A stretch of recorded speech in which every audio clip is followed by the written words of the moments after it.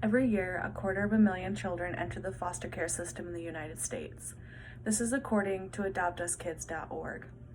Most of these children go to residential facilities or group homes because there's just simply not enough foster parents to take in children.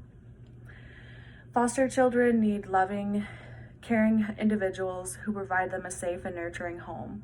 Residential facilities just cannot do this. Today I'm going to talk to you a little bit about why we need foster parents, some steps that you can take to become a foster parent, as well as the impact you'll make on these children's lives. Now, when there are no more foster parents for these children to go to, they end up in residential homes.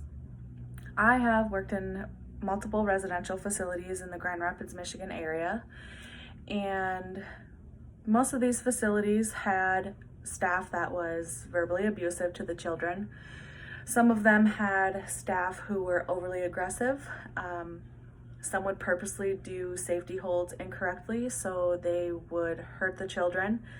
Some would purposely aggravate the children, so they would have to do safety holds because they would act out. These children do not need that in their lives. They've already been through enough trauma. I've also been to multiple meetings, and every single one of these meetings at every single different facility I've worked at, it's always brought up how there's no more beds to take any more children. We have this caseworker trying to get us to take this child, but there's just no more beds. That is why it's so important to become a foster parent. You will make such a big difference. There are some steps that you need to take in order to become a foster parent. I did find all these steps on the michigan.gov website, so if you're not living in Michigan, make sure you check out your state's website. They may be different from state to state. The first step is to attend orientation. At this orientation, they will go over the guidelines as well as give you an application to fill out. Once the application is complete and reviewed, you will be assigned a licensing worker. And at that point, you will need to turn in your fingerprints, all your medical records, and as well as any other paperwork your licensing worker asks for. After you have passed your background check, fingerprints, all that, then you will need to attend at least 12 hours of training. And that is also on the michigan.gov website. You could schedule what days, what times, months in advance, whenever works for you.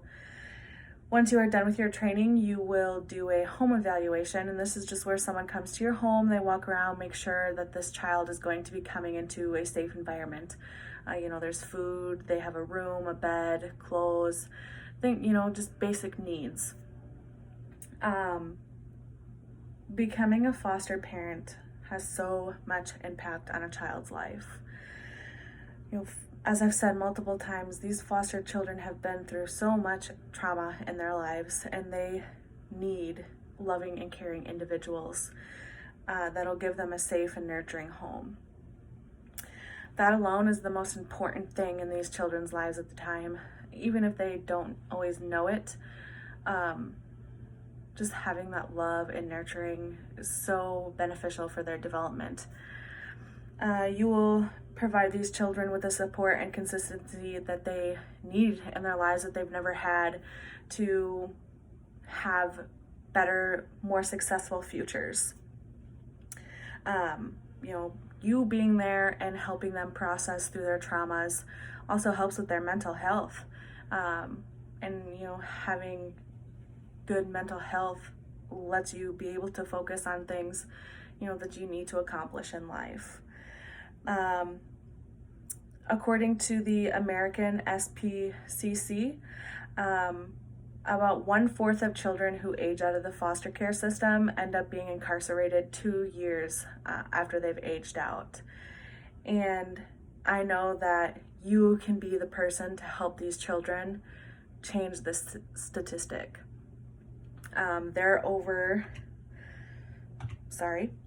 are over 437,000 children in the welfare system according to the SPCC. And I'm asking you to make a difference any way you can, whether that be becoming a foster parent, maybe recommending to some friends or family, hey, why don't you become a foster parent? Or even just donating to residential facilities, group homes, other foster parents, whether it be diapers, toys, money if you have it, used clothing, anything helps. And that's all I'm asking, is just for a little help for these children who haven't had the greatest of lives. Thanks for listening.